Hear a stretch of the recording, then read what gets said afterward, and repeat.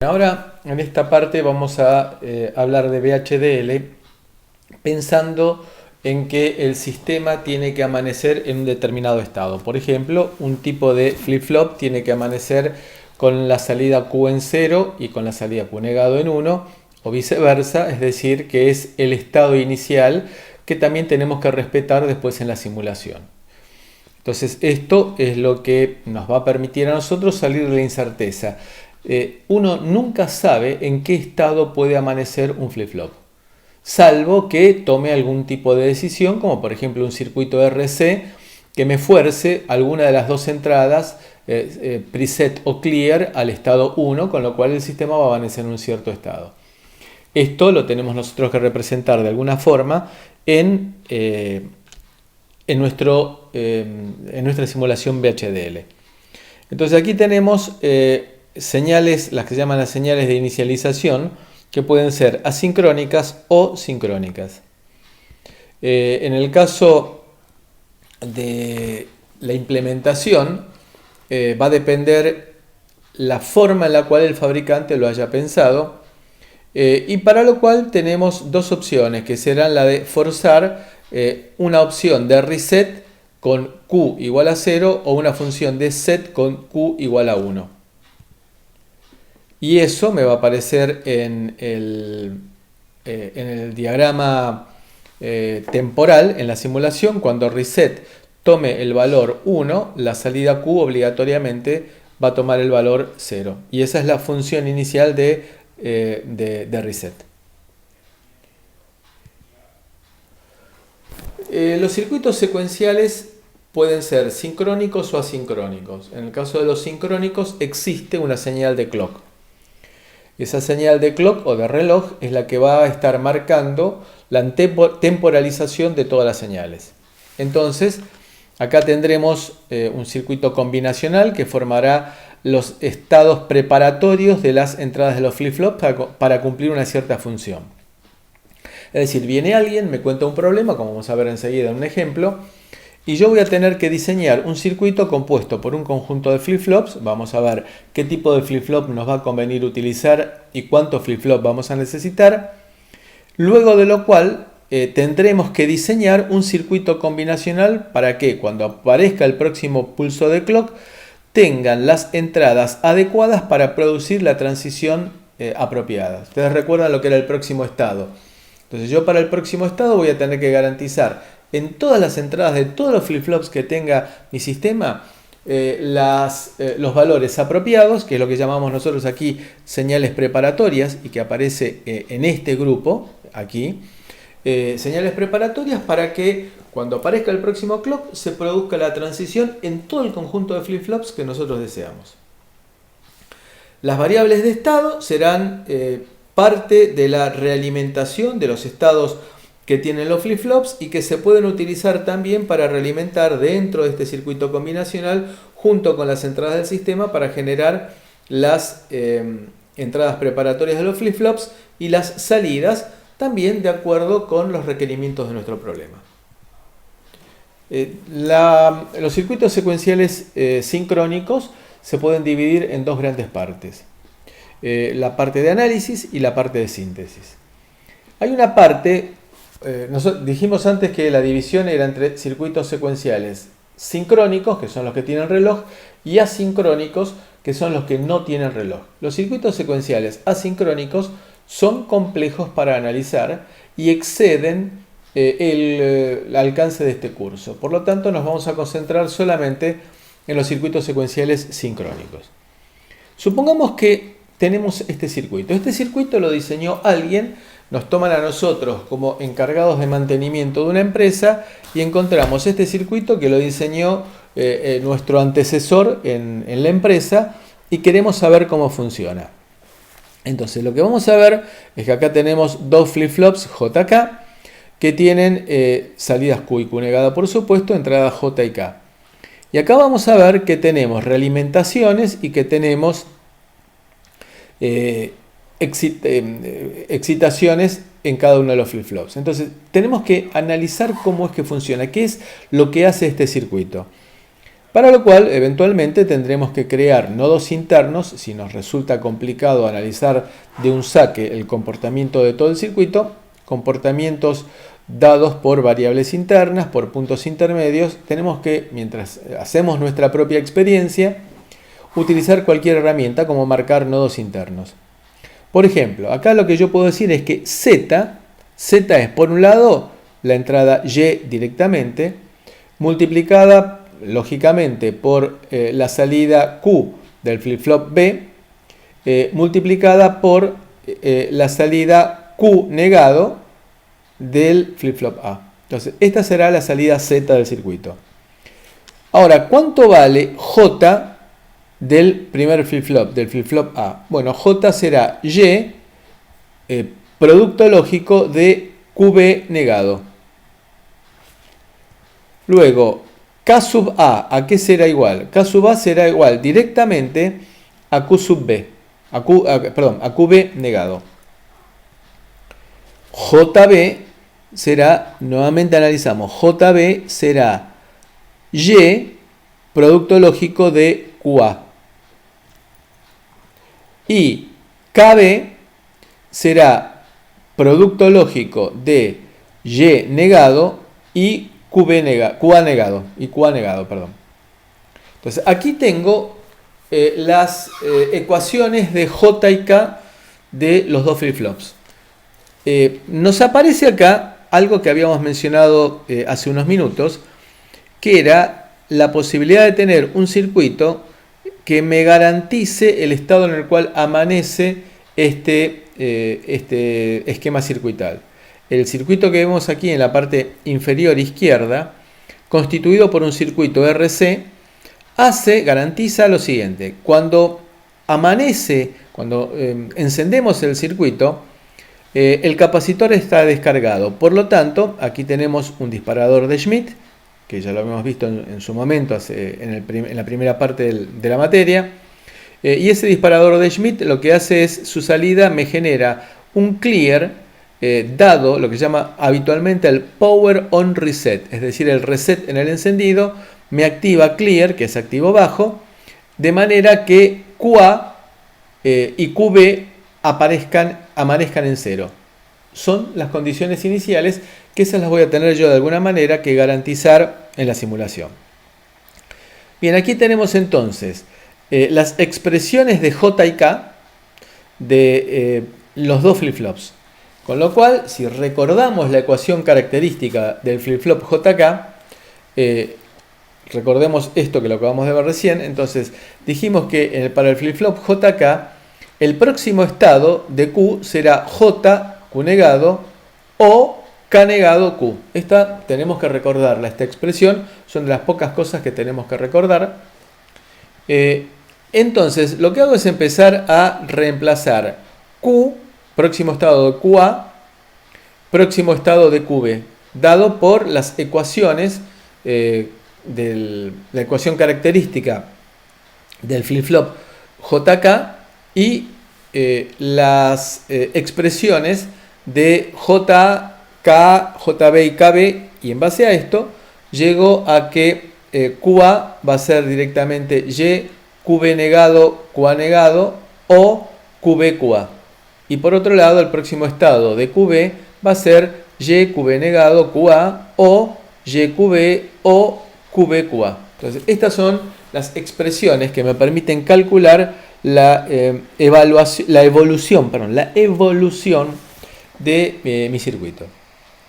Entonces, hago una tabla en la cual represento las cuatro combinaciones que pueden llegar a tomar QA y QB. Veo, de acuerdo con las expresiones que hemos visto recién, cuáles van a ser los próximos estados y reemplazo Y,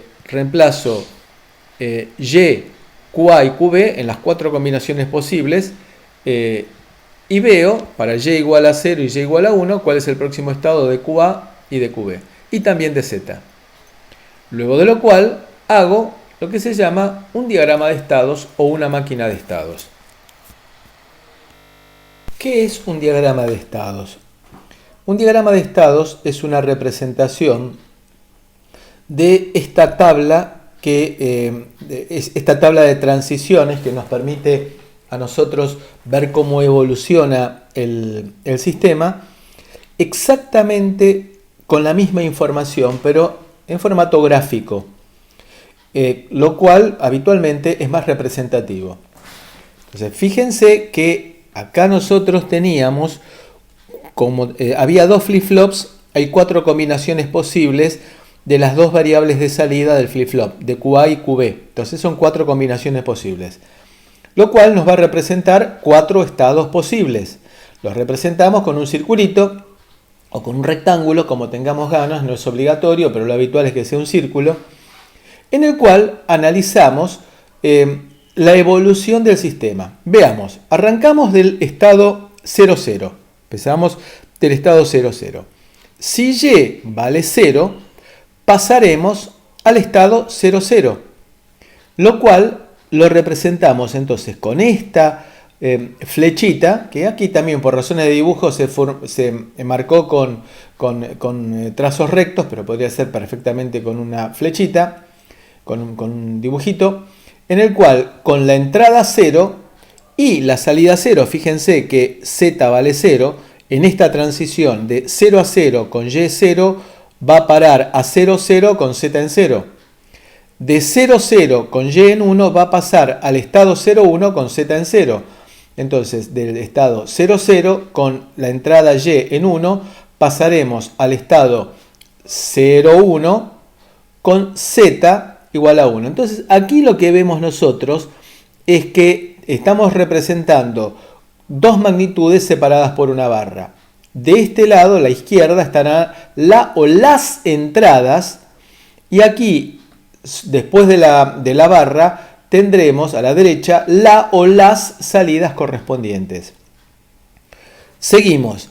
Del estado 0,1, con y igual a 0 pasaremos al estado 0, 0. Entonces, del estado 0,1 con y igual a 0 pasaremos al estado 0, 0 con la salida z en 0. Ahora bien, del estado 0,1 con y en 1 pasaremos al estado 1, 0 con la salida z en 0. Entonces pasaremos al estado 1, 0 con la entrada y en 1 y con la salida z en 0. Luego, del estado 1, 0 con y igual a 0 pasaremos al estado 0, 0 con z igual a 0. Entonces, del estado 1, 0 pasaremos al estado 0, 0 con la entrada y en 0 y con la salida z en 0.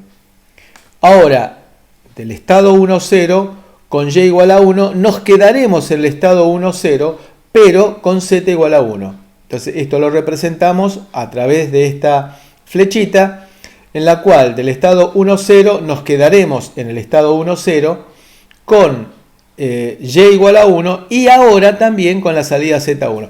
Esto simplemente es representar en forma gráfica lo que nos ha dado esta tabla de transiciones. Y hay un caso particular, que es el estado 1, 1. Si se cae en el estado 1, 1, no hay forma de que caiga en el estado 1, pero si se cae en el estado 1, no hay forma de salir, porque del estado 1 nos quedaremos con y igual a 0 y con y igual a 1 en el estado 1, 1, que lo representamos aquí diciendo que cualquiera sea el valor de y, 0, 1, con esta x, nos quedaremos en el estado 1, 1 con z igual a 0. Es decir, que este diagrama de estados, esta máquina de estados, representa el comportamiento de este circuito. Es decir, lo que hemos hecho nosotros es avanzar a través de las ecuaciones de las entradas y la ecuación característica de los flip-flops, avanzar y llegar entonces a este diagrama de estados que nos permite a nosotros analizar el comportamiento de ese circuito de una manera gráfica mucho más entendible que a través de tablas. La última parte del análisis será tener la señal de reloj, suponer un valor de y y ver cómo vamos evolucionando. Es decir, aquí tenemos la la máquina de estados que hemos visto recién. Entonces, imaginemos que arrancamos del estado 00. Entonces, si y vale 1 y se mantiene en 1, si y vale 1, ¿qué va a pasar? Estamos en el estado 00. Si y vale 1, vamos a pasar al estado 01. Vamos a pasar al estado 01. Y luego vamos a pasar al estado 10 con el siguiente flanco ascendente de clock. Luego, del estado 10, con y igual a 0, con y igual a 0, pasaremos al estado 00. Con el siguiente flanco ascendente de clock, y vale 1, nos quedaremos, pasaremos del estado 00, pasaremos al estado 01. Y así, entonces, suponiendo cualquier variación arbitraria de y, vamos probando el funcionamiento del circuito. De esta manera, estamos analizando un circuito diseñado por otro. Ahora bien, ¿qué pasa cuando viene alguien, se nos sienta en papel de cliente y nos dice, bueno, tenemos que diseñar un circuito que cumpla estas condiciones? Nos cuenta qué es lo que quiere hacer. Por ejemplo, dice, se desea diseñar un circuito que reciba por su única entrada y en forma secuencial y sincronizada con el flanco descendente del reloj los bits de peso 1, 2, 4 y 8 en ese orden de un dígito decimal codificado en BCD natural.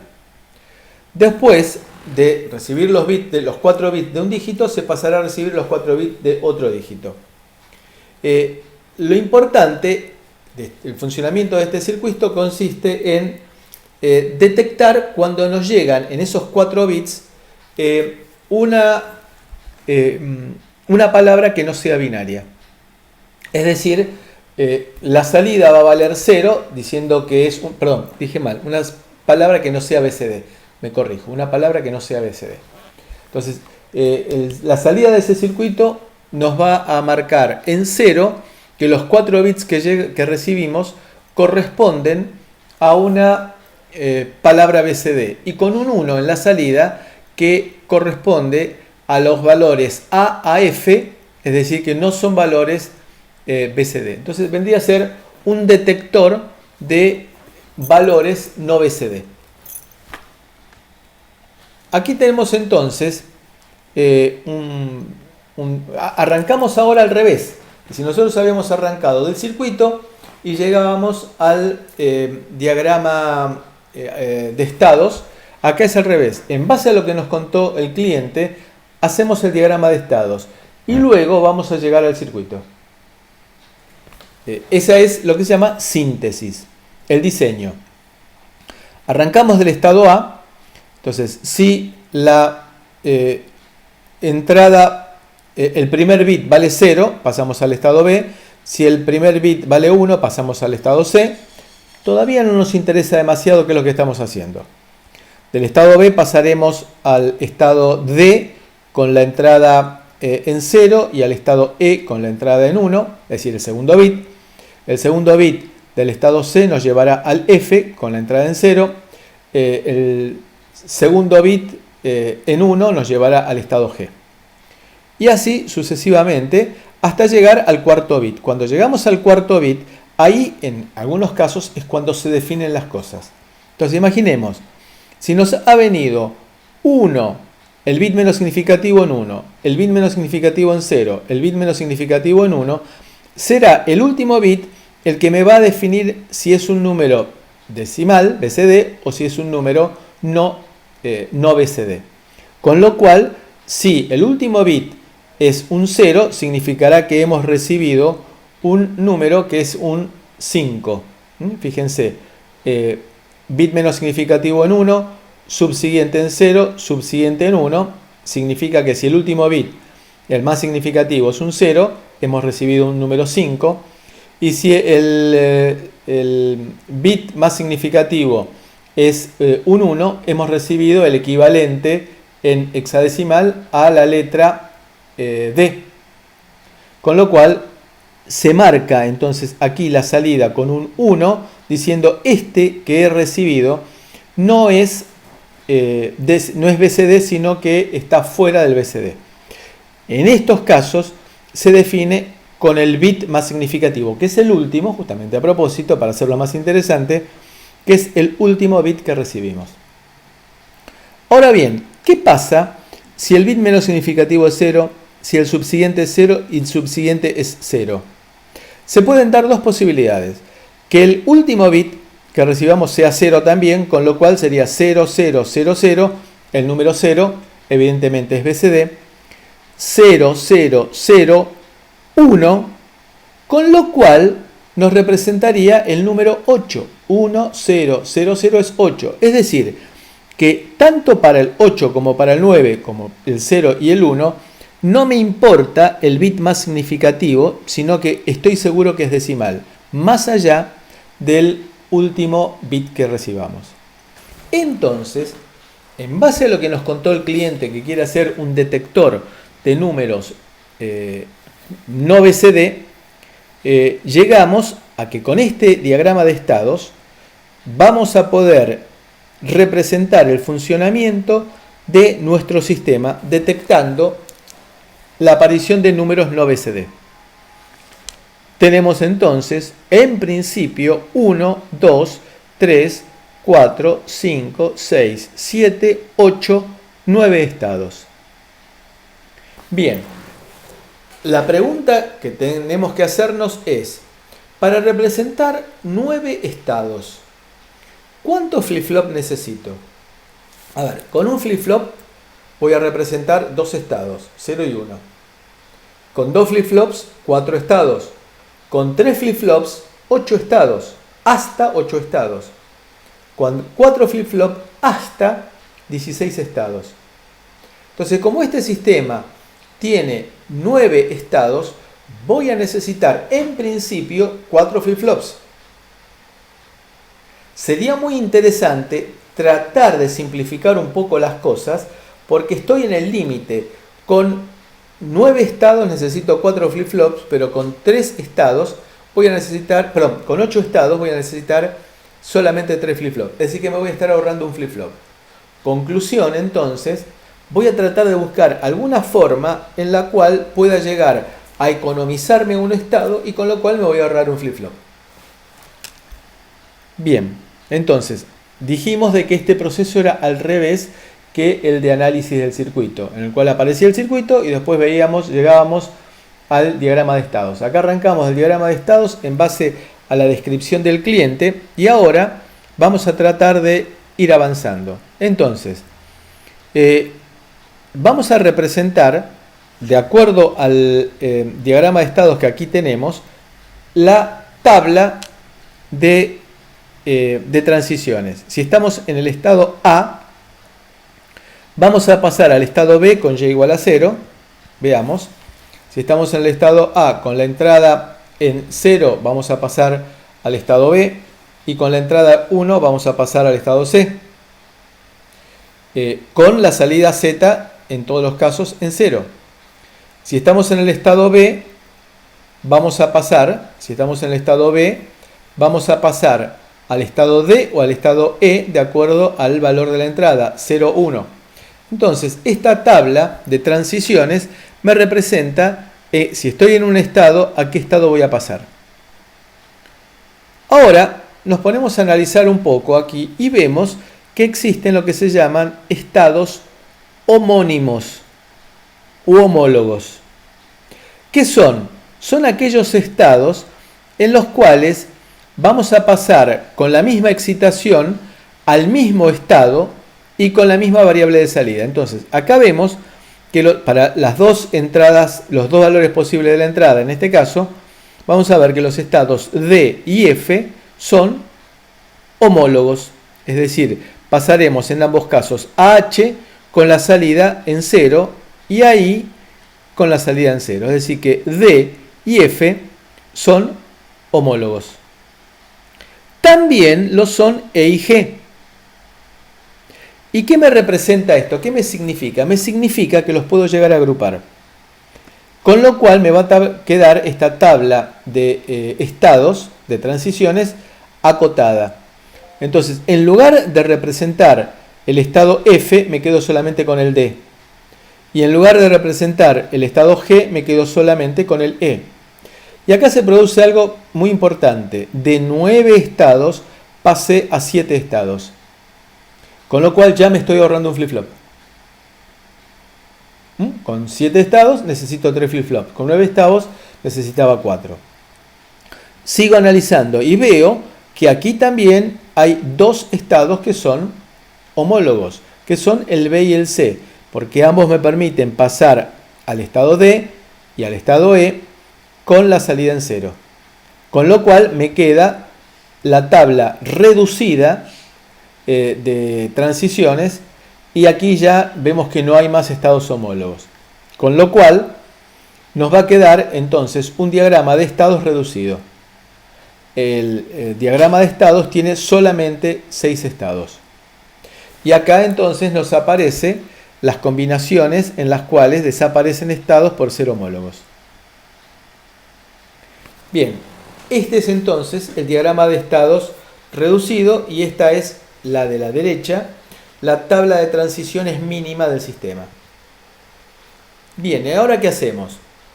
Y ahora lo que vamos a hacer es lo siguiente. Le vamos a asignar, bien, y aquí hay una distinción importante para hacer. En el apunte del ingeniero Sinderman hay una forma que es la óptima de asignar los estados a las letras que hemos visto, A, B, C y D, así sucesivamente, A, B, D, E, H, E, I, es tenemos que asignarle variables binarias ahora, y en el libro, en el apunte del ingeniero Sinderman, hay una metodología que es la óptima, pero nosotros nos conformamos, para el alcance simple de este curso, con asignar a los estados la numeración en forma correlativa, como si fueran números binarios, con lo cual no es necesario recordar la asignación. Es la óptima. Si quieren utilizarla está perfecto, lo único que después aclaren que están utilizando esa asignación, pero nosotros vamos a asignarle, si deseamos, la secuencia binaria, es decir, 000, 001, 010, 011, 100, 101. Bueno, aquí estamos utilizando la asignación del ingeniero Sinderman, pero insisto que podemos utilizar la secuencia binaria natural sin ningún tipo de problemas. Bien, aquí estamos entonces con la asignación de las variables de estado correspondientes a cada uno de los estados. Luego viene otra decisión importante. Esa decisión importante es ahora qué tipo de flip-flop vamos a utilizar. Entonces, en base a la tabla de transiciones que vemos aquí y a la asignación de estados que hemos hecho recién, nos queda que del estado 000 vamos a pasar al estado 001 con y igual a 0 y al estado 001 con y igual a 1. Y así lo represento. Y acá están los estados que me aparecen con las cruces del estado don't care, los correspondientes a los estados no asignados. Bien. Entonces, esta sería la tabla de estados que corresponde a la asignación de estados que hemos visto recién. Hay un punto importante ahora que viene en la definición de qué tipo de flip-flop vamos a utilizar. Podemos utilizar cualquier tipo de flip-flop. Lo que pasa es que se va a complicar más o menos esa lógica preparatoria que habíamos visto que estaba delante de los flip-flops, que eran las que me garantizaban que cuando viniera el próximo flanco de reloj nos íbamos a encontrar que estaban las variables de entrada, J y K o D o T o la que fuera, en el valor apropiado.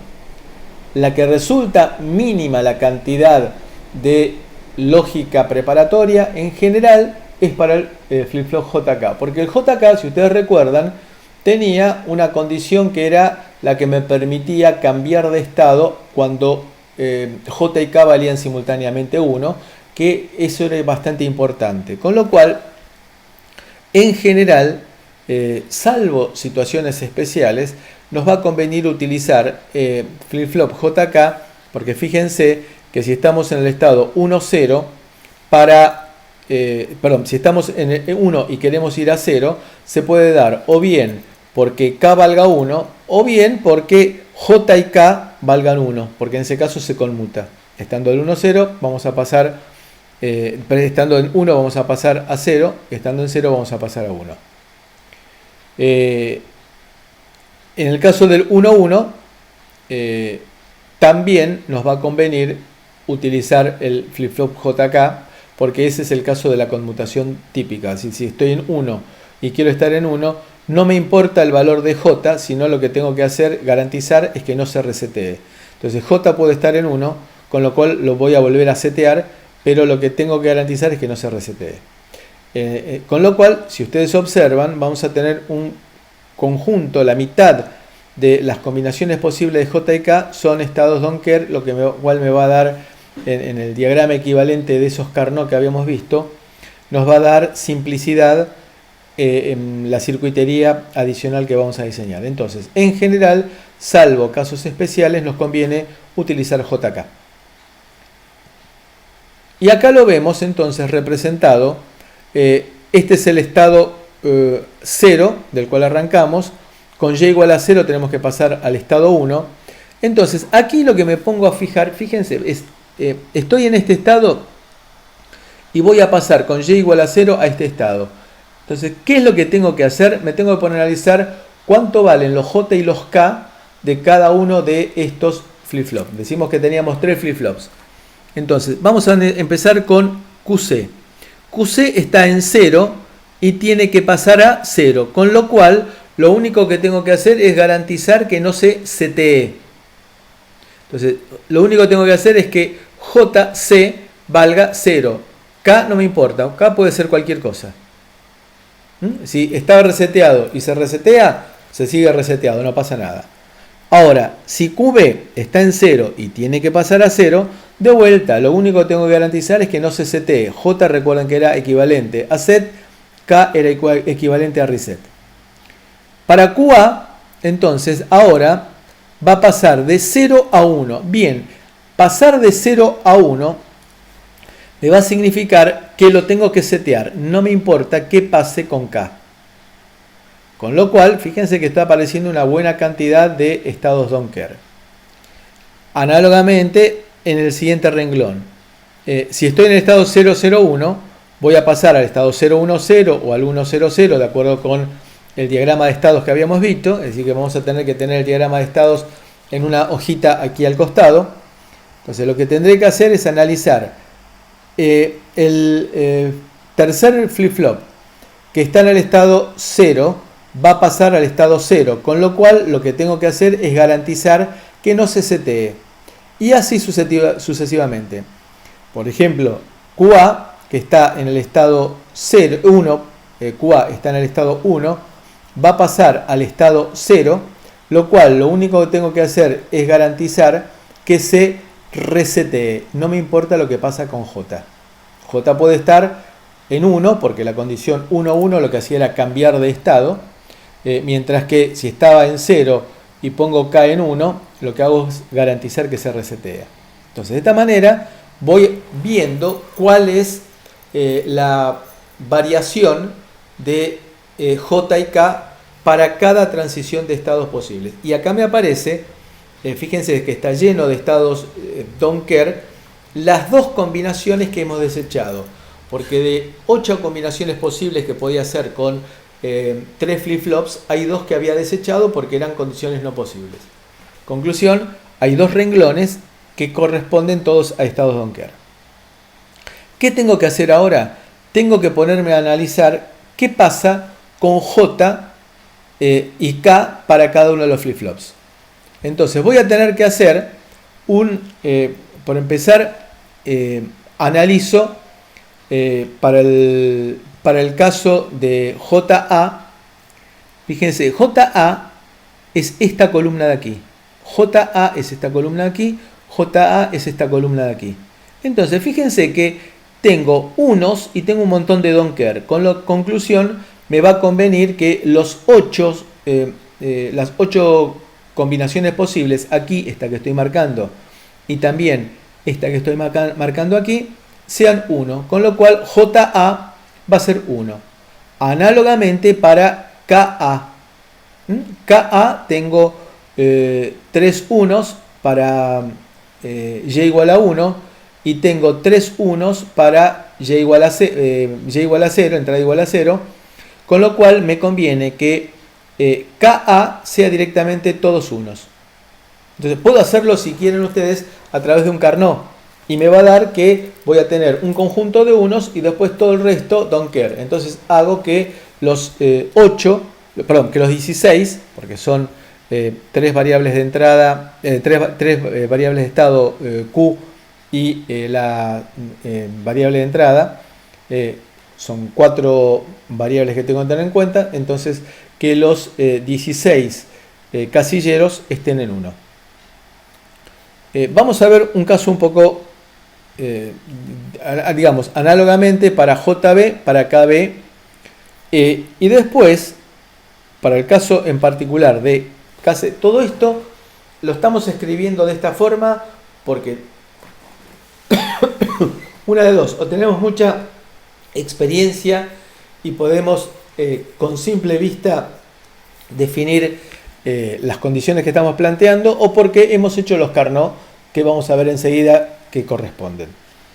Entonces, para JA, para K sub C, analizo y veo que corresponde a Q sub A. De vuelta puedo hacer el Carnot correspondiente. Entonces, ahora me queda por analizar, porque no es tan evidente, JC. Bueno, JC veo que tengo un montón de ceros y don't care, y JC veo que tengo 2 ceros y 2 unos, es decir que no hay igualdad entre las dos columnas de JC. Tengo que caer en el Carnot. Entonces, ¿qué es lo que hago en el Carnot? En el Carnot lo que hago es QB, QC y QA. Y acá marco el próximo estado. Y Y es la otra variable. Entonces aquí vemos que tenemos un Carnot de 4 columnas por 4 filas. Es decir, de 4 variables. 2 para un lado, 2 para otro. Entonces acá represento lo que nos marcó recién el Carnot. No pongo los ceros. Entonces veo que me aparece que JC es, fíjense, este grupo de 2 que me aparece aquí, y si me conviene suponer que este don't care corresponde a un 1, entonces este grupo que tengo acá, es decir, QC cambia, me queda QB, QA negado Y, QB, QA negado Y. Y acá me queda también un grupo de 2 que corresponden a este 1, y supongo que este don't care también corresponde a un 1. ¿Y qué es lo que tengo acá? Bueno, lo que tengo acá es, fíjense, en esta fila y en esta fila tengo QB negado, y acá tengo QA-Y. Entonces, esta es la expresión de JC. Análogamente, tengo que hacer también el mismo análisis para Z. Entonces, Z, que es la que me aparece aquí y aquí, Z es la que tengo que vincular de acuerdo con los valores de las variables de entrada, y los Q. Entonces Z tendrá su propia tabla en la cual tendré QB, QC, QA y Y. Entonces Z es esta expresión de aquí. Y luego lo último que queda por hacer es llevarlo al circuito resultante. El circuito resultante es los 3 flip-flops JK que dijimos que nos corresponde utilizar, disparados por flanco descendente, que formaba parte de los requerimientos, con el clear y el circuito de power on reset que vemos aquí marcado, y J y K para el flip-flop A, los dos están conectados a 1, y así voy representando las demás entradas, es decir, JB es directamente QA, KB es directamente QA, y de esta manera tengo la variable Z, que es la que me permite detectar con un 1 cuando el conjunto de bits que me ha llegado aquí, los 4 bits que me ha llegado aquí, primero el bit menos significativo y por último el bit más significativo, ha correspondido a una palabra que no es BCD. Es decir, que con un 1 en Z se va a representar la combinación entre A y F.